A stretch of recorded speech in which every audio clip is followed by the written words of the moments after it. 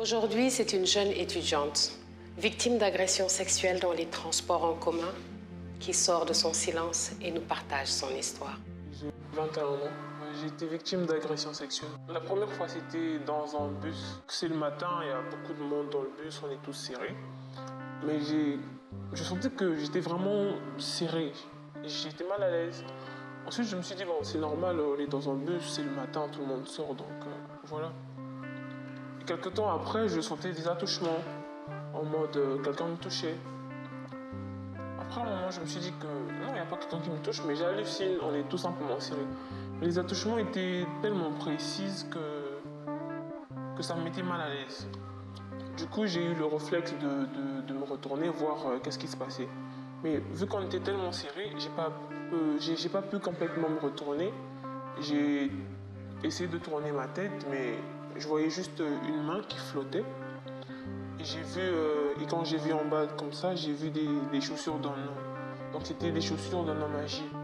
Donc pour moi, j'ai conclu que c'était une vieille personne qui avait peut-être une paralysie et qui n'avait pas le contrôle de sa main. Quand je regardais en avant, les attouchements continuaient. Et quand je me retournais pour voir ce qui se passe derrière, la main flottait.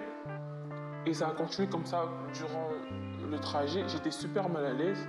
Et le pire, c'est quand j'ai senti que la personne a pris sa main, a soulevé mon t-shirt et a essayé de mettre sa main dans mon pantalon. Et là, automatiquement, j'ai crié de vive voix, mais ils m'ont watch, bon, ce qui signifie qu'il faut que je descende. Du coup, les gens ont essayé de s'écarter et je suis allé de l'autre côté du bus. Pourtant, c'était pas mon arrêt, je suis pas descendu. Et quand je suis arrivé de l'autre côté du bus, j'ai regardé là où j'étais et j'ai vu qu'il y avait un monsieur. Il était grande taille, il avait des lunettes, il était habillé en gris. Et le monsieur, automatiquement, nos regards se croisent. Et moi, quand je regarde, c'est là que je me rends compte que c'est pas un vieux, c'est une personne valide et tout. Moi, je le regarde, lui, il me regarde, donc du coup, nos regards se croisent.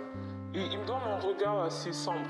Moi, j'étais choqué, et lui, il me donne un regard assez pervers quand même. Et la deuxième fois que ça m'arrive, c'était il y a plein de cette année, je pense que c'était en janvier ou février. On était là dans le bus, serré comme d'habitude. Et là, je sentais que c'était pas des attouchements, mais j'avais l'impression qu'on me mettait quelque chose. C'était genre comme du tuyau ou un bâton, quelque chose comme ça. Mais c'était quelque chose qui était quand même léger.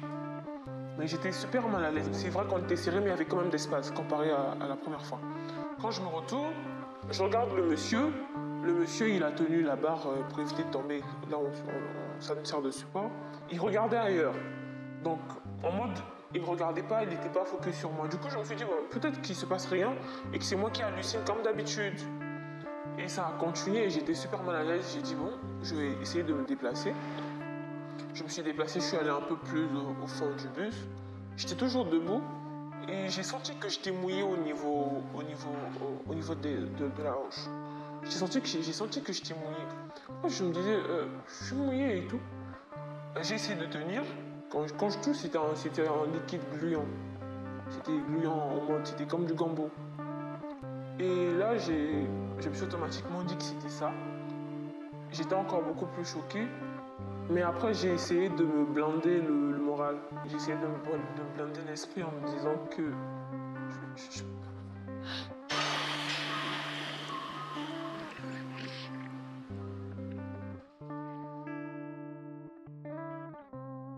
Ce qui est vrai, c'est que les matins, quand je vais à l'école, j'ai toujours tendance à rencontrer des mamans dans le bus, ceux qui vendent de marché, ceux qui vendent des légumes. Donc généralement, je les rencontre avec des cuvettes qui ont des légumes et tout. Et après, je me suis dit, bon, c'est sûrement une maman qui avait une cuvette de gombo. Et voilà, c'est sûrement ça.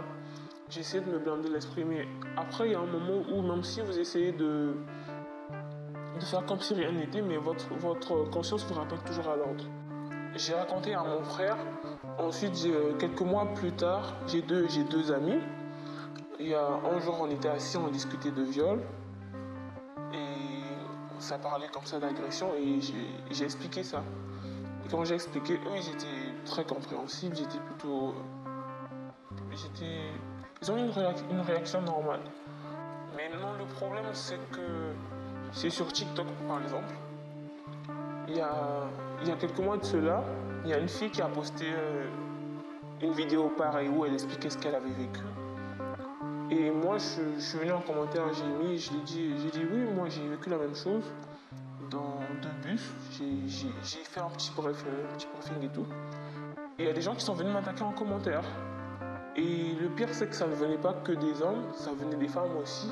Et après, là, tu te remets en question, tu te dis, est-ce que c'est toi qui penses mal, c'est toi le problème, ou c'est le fait que tu viennes d'ailleurs. En fait, tu essaies de te poser des questions, tu ne trouves pas de réponse.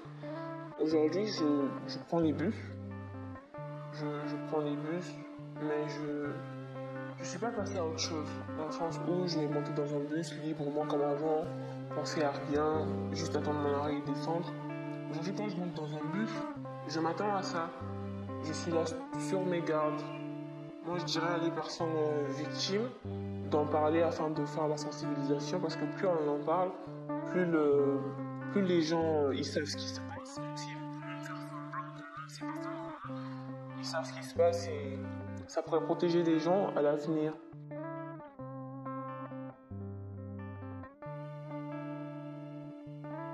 Les agressions sexuelles font partie des violences sexuelles les plus courantes. Les victimes sont surtout des femmes, et notamment des jeunes de moins de 30 ans. Les agresseurs et les harceleurs profitent de l'affluence afin d'arriver à leur fin. Dans la majeure partie des cas, les victimes ne déposent pas de plainte et n'en parlent pas.